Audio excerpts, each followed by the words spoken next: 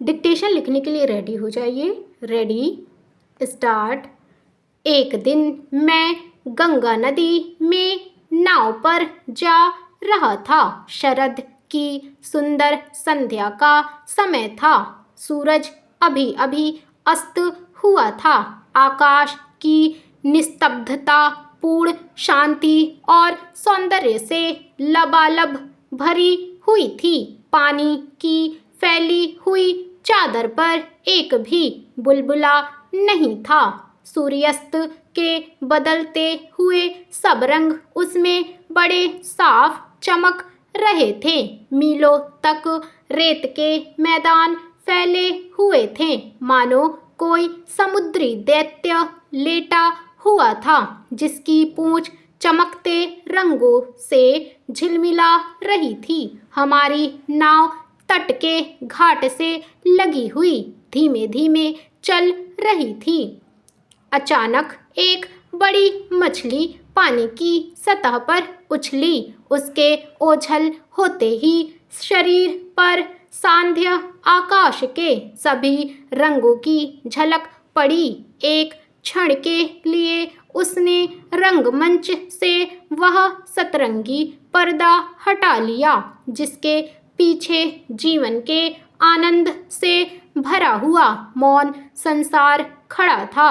वह न जाने किस रहस्यमय संसार से नृत्य करती हुई आई थी और अवसान प्राय दिवस के स्वर में अपना संगीत मिलाकर लौट गई थी।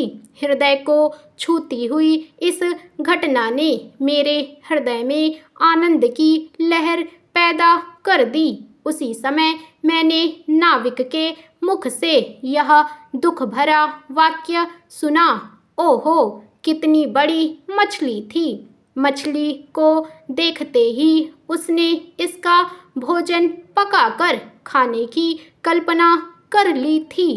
वह केवल अपनी भूख की नज़र से ही मछली को देख सकता था, इसलिए मछली के वास्तविक सौंदर्य का उसे आभास ही नहीं हो सकता था।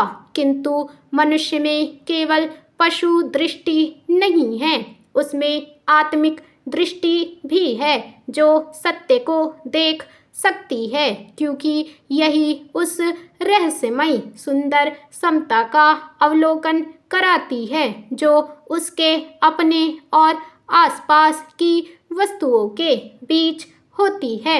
हमारी भोग इच्छा हमारी आँखों पर पर्दा डालकर इसकी दर्शन शक्ति को बहुत सीमित बना देती है, हमारी विवेक शक्ति को संकीर्ण बनाती है और पाप भावना को जगाती है। यही पाप भावना है जो विषमता और अहंकारपूर्ण व्यक्तित्व को उत्साहित करके हमारे ईश्वर और हमारे बीच दीवार बन जाती है। पाप अकेला एक ही कार्य नहीं है, यह तो एक मनोवस्था या विचारधारा का परिणाम है जो भोग को ही जीवन का लक्ष्य मानती है और यह समझती है कि संसार की वस्तुओं में कोई दिव्य समता नहीं है और हर कोई अपने लिए जीता है।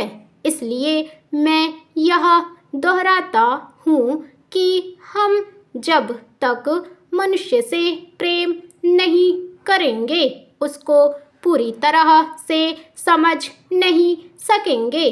सभ्यता की परख यह नहीं होनी चाहिए कि उसने कितना शक्ति संग्रह किया है, बल्कि यह कि उसने मनुष्य प्रेम को विकसित करने के मार्ग में कितना कार्य किया है, कौन सी संस्थाएं बनाई हैं, कौन सी व्यवस्था की। सबसे पहला और अंतिम प्रश्न यह है कि वह मनुष्य को केवल एक यंत्र मानती है या जीवित आत्मा।